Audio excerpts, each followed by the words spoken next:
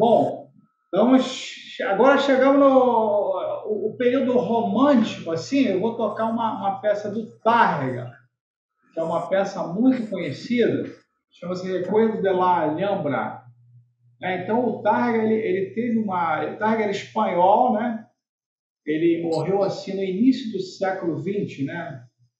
E ele teve uma contribuição muito grande para a técnica moderna do violão, né? Então, apesar dele nunca ter escrito nada, teve um aluno dele chamado Emílio Pujol, escreveu um método de 4 volumes chamado La Escuela Razonada de la Guitarra. E ali ele expõe toda a técnica de Targa, né? O Targa foi quem colocou o dedo anelar para o violão, né? Então, como é que é isso? Até antes de Targa, um pouco, se usavam esses 3 dedos aqui, basicamente, para tocar o violão, porque esse dedo anelar, ele ficava encostado no tampo. Isso é uma técnica que veio do alaúde, uma técnica antiga, né? Então se usava pouco o dedo anelar, usava o anelar mais para um acorde ou outro, ele ficava parado. O Tárrega, ele colocou o anelar para funcionar, então muita coisa evoluiu depois disso. Apesar que, para tocar música antiga, dependendo da música, é melhor você adotar a técnica antiga.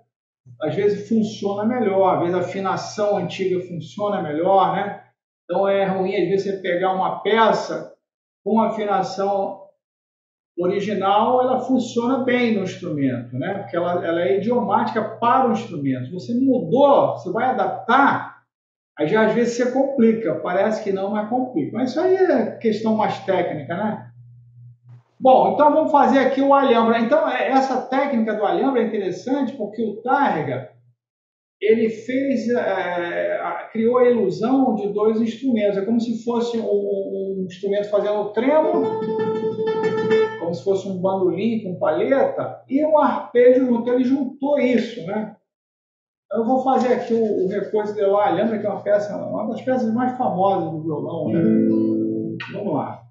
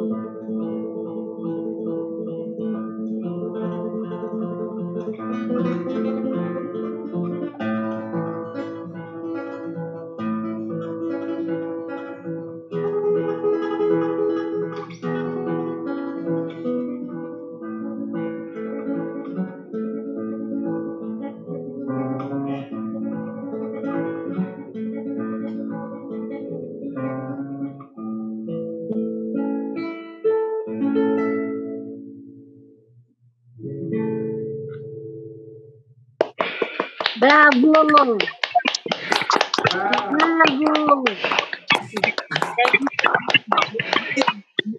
obrigado. Parabéns.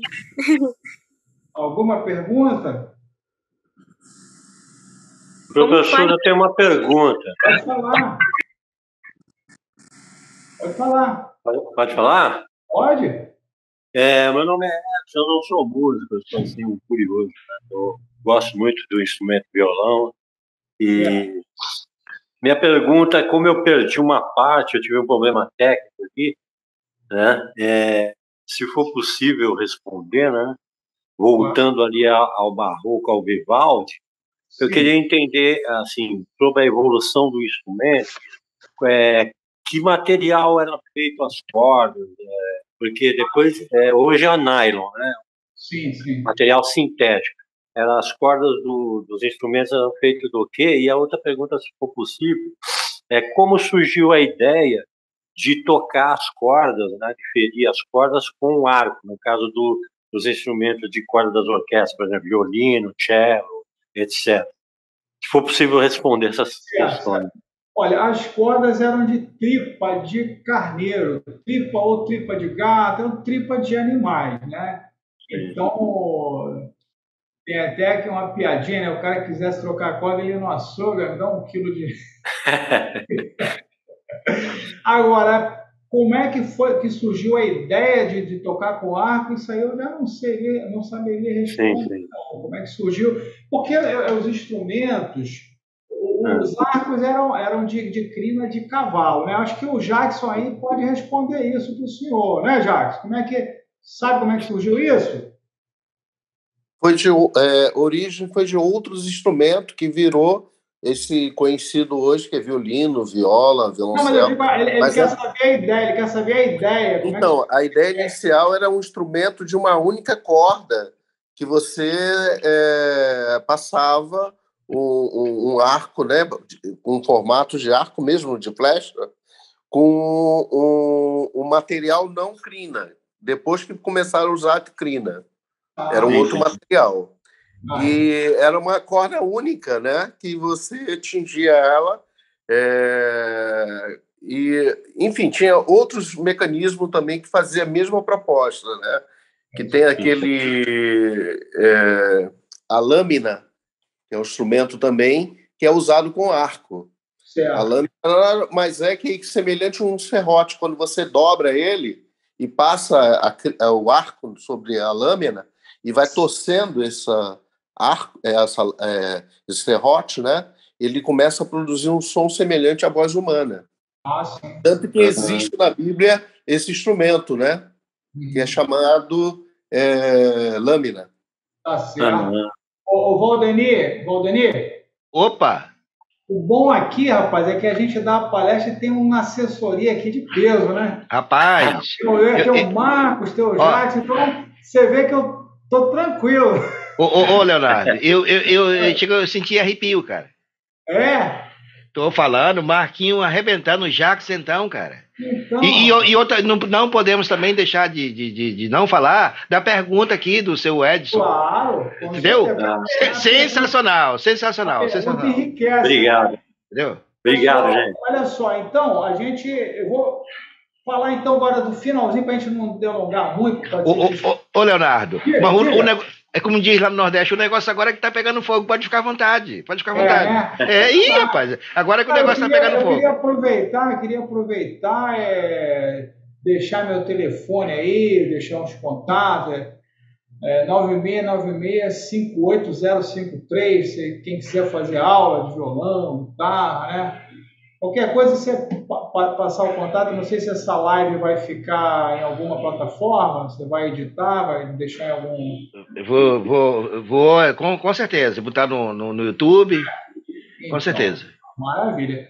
Bom, aí eu vou falar agora sobre a peça... Ô, Léo, diga. Só, desculpa, aí fale também que você dá aula no Conservatório Carlos Gomes, do nosso querido Jacques, que está aqui. Ó. No Conservatório Carlos Gomes também. Nosso querido Jacques. Sim, estou lá às terças-feiras, ó. Só falar com o Jacques aí, já faz a matrícula, já começa.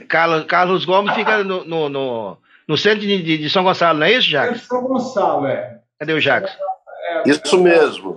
Obrigado por ter lembrado de nós aqui. Jamais esquecerei. Com certeza, jamais esquecerei.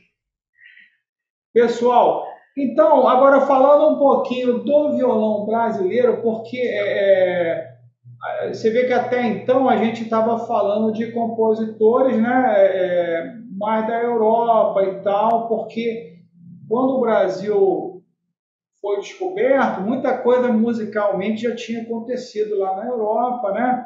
Então, o violão mesmo, conforme a gente conhece hoje, ele teve o Villa-Lobos, né? Que é o compositor erudito que tocava violão e deixou uma herança muito grande para o violão, que ele misturou clássico com folclore, etc., né? É o mais conhecido. E teve os camaradas aqui que fizeram um sucesso muito grande, que foram João Pernambuco, Canhoto, Dilermando Reis, foram os principais, e Garoto também, né, Ligo Augusto Sardinha, que muita gente chama de a época de ouro do violão brasileiro, né? Então foram peças escritas para violão de estilo popular, né, mas que com técnicas clássicas, é uma mistura, né? Então, eu vou, para fechar aqui a nossa palestra, tocar uma peça que é uma das peças mais conhecidas do violão, tá? Do João Pernambuco. Aí eu vou fechar a minha parte, se vocês quiserem perguntar alguma coisa, fiquem à vontade. Chama-se Sons de Carrilhões. Quem conhece aí? Só não vale Marco, né? Marco não vale falar que conhece.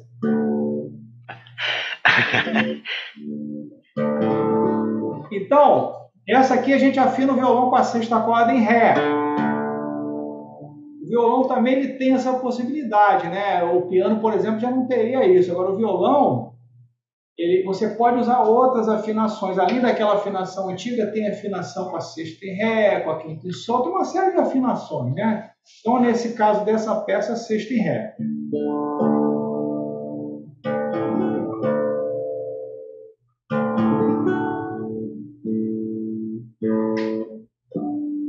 Então, som de carrilhões.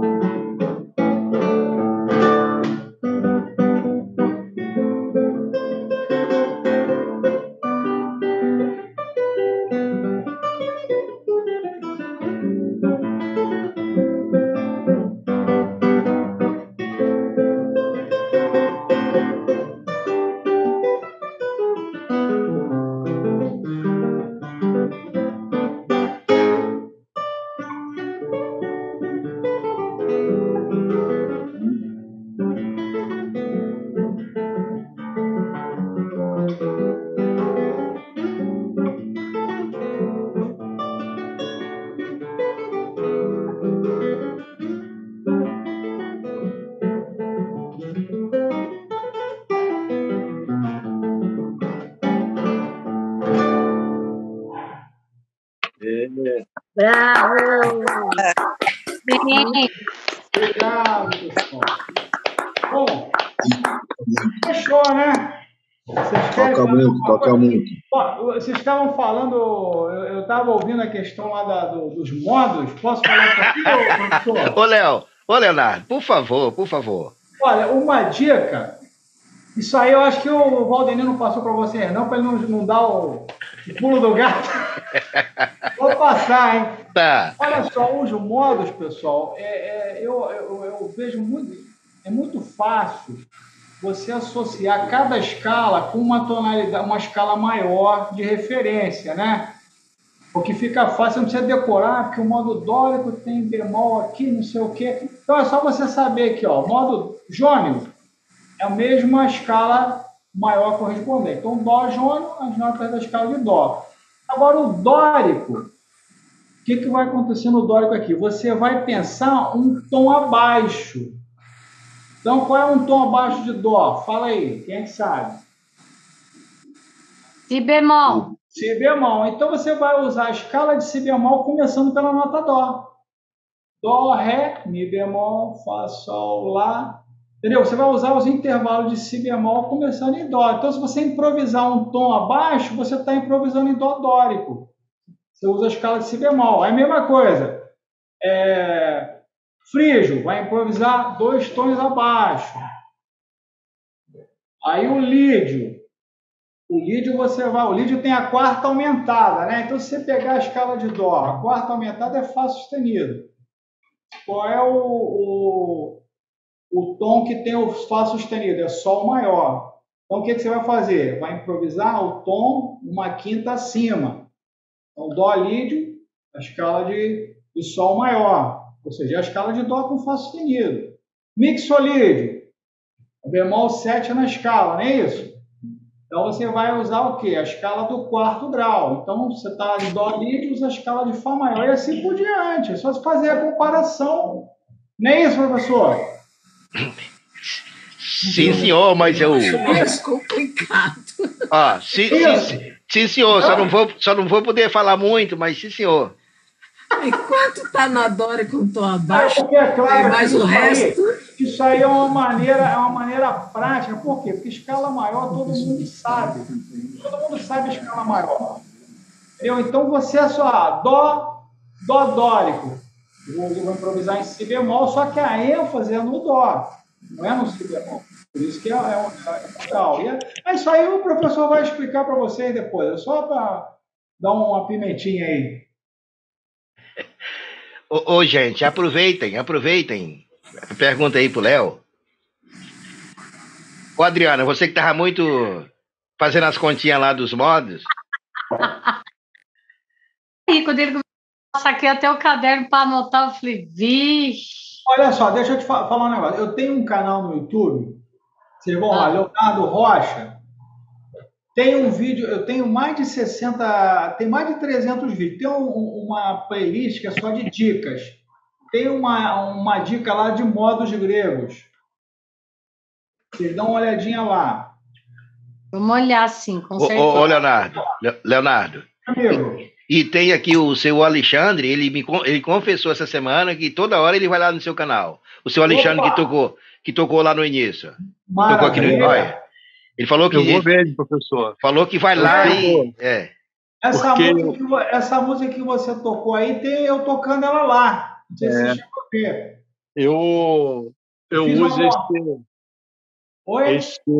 Eu uso aquele método do Mascarenhas, né? Sei, aí bom. O senhor gravou todas as músicas desse método no violão lá, né? Eu não cheguei a gravar todas, não, mas gravei algumas. Muita gente toca, bastante. Né? Bastante.